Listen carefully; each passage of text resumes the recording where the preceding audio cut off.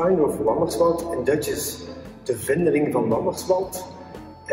It's a book I'm very proud of, and I remember the moment that I had the first idea about the book. It was in my car, driving to my mother, and suddenly in my head I had this title, Finding of Wammerswald, and immediately knew I want to write a story about a girl who washes on a small shore near a small city. Yeah, and that's how the book started in my head, and the same day I started writing on the book. And like I said, I'm very proud of it. I've done a lot of readings on the book in Belgium, also in the Netherlands and Slovenia. Yeah, it's a book I like to tell about. And I think it's maybe funny to say, when I do this book in Belgium, I always start with a part reading, and then I tell about the book, and I pull at a girl's hair with this in the audience. I do it like this, and so if you read this book, somewhere in the book you have to pull at your own hair. It makes the book a bit better.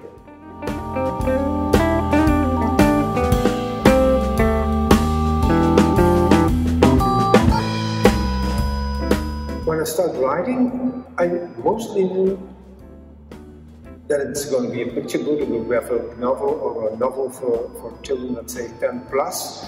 That's almost immediately there. I know this when I start writing, when I have an idea, there's an idea for a picture book or for a graphic novel. But even though sometimes I have an idea that I think, that's going to be a graphic novel, and that how do you say that? At the end it will be a picture book. But mostly say yes, but of course I've written over 100 books. Sometimes it's different. It doesn't happen that way. But that's, if you go into a creative process, sometimes things change while you're working on something. That's the way it goes.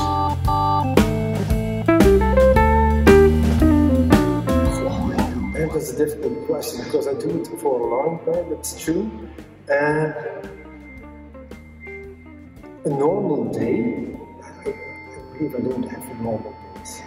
But if I have a writing day, then very often I'm going to a cafe or a bar to write, and to just with my pen and a magazine or a magazine, just white paper, and write down ideas. And in the afternoon I go home, I'm going to, how do you say it, I'm going to bring these things I've written to my computer. So I have a first version of a text, and in the evening I go running and eating and go to theater. So that's how a writing day looks. But I very often go to schools and theaters, or I work together on theater projects, organize, not book fairs, but festivals. So I don't very often have a normal day.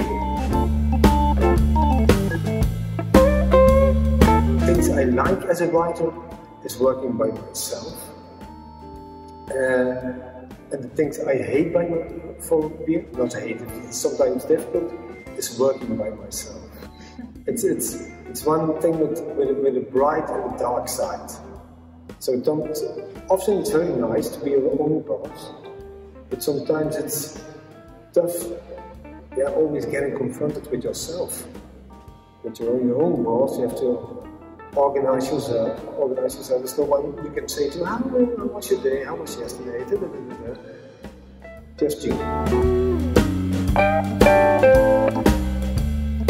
What I like to do, what I really like to do, is, I think as a writer, it's important that the books you write, the scripts you write, they have a team. They're handling a team, which is important. So I like to write silly books on silly subjects. That's something I like to do. How does that influence young readers? I don't know. I think they like the combination. I think that humor and imagination only work if you also have a serious basic in your books. If you know what I mean. It's like if you can be very, very funny if you're not at the same time are serious too. This combination that works for me, I think it works for the young readers also.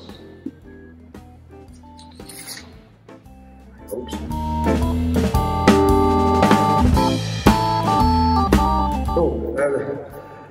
It's true, when you write for children, people often ask, oh, and now when you're going to start writing a book for adults, like it's preschool or something.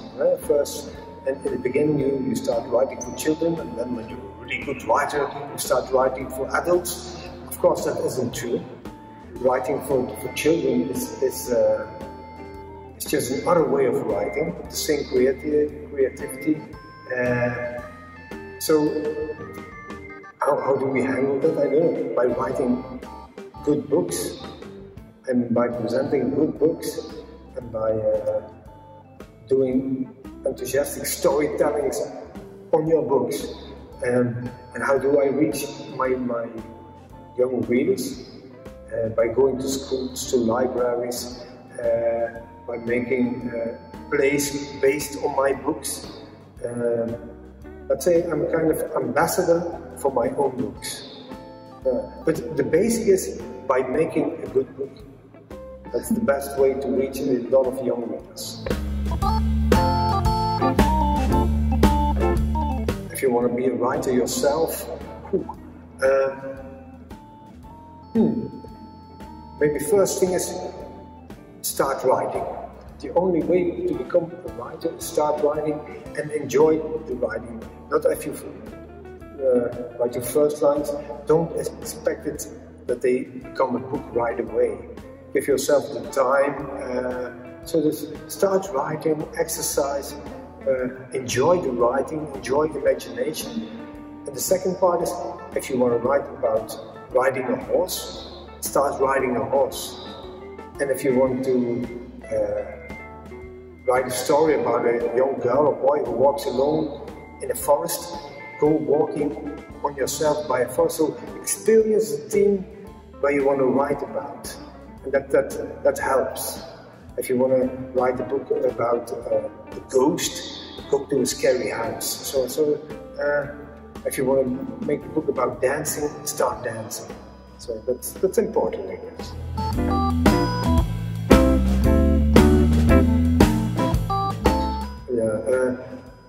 As a child, I don't really know which book impressed me, because I really read a lot. But I love the books of Roald Dahl a lot, like The Big Friendly Giant. I remember reading it myself, but also reading it to my children. I had a lot of fun with reading this book to my children, so Roald Dahl. And a children's book which impressed me very much during the last year was Lampje, by a Dutch writer called Anenska. Yeah, it's a very, very good book.